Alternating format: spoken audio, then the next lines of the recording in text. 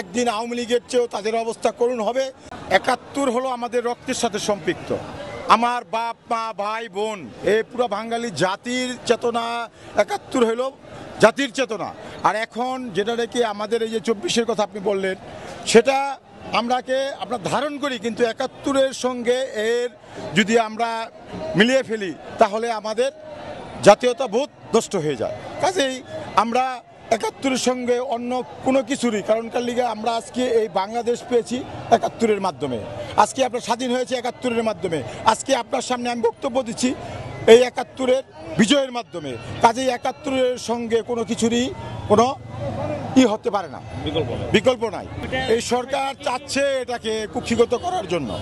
হ্যাঁ, এটা কিন্তু সর্বস্তরের জনগণ, ছাত্র, আমার ভাতিজি, ছেলে মেয়ে, তারাও কিন্তু এই আন্দোলনে আসছে। আজকে কোথায়?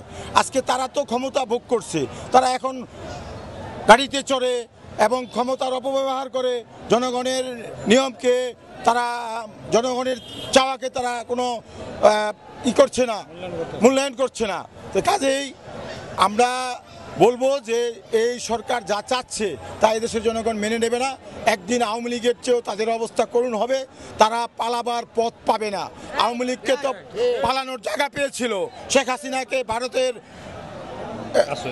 রয়েরা পার করেছে, কিন্তু তারা পার পাবে না। এটা জনগণের চাওয়া।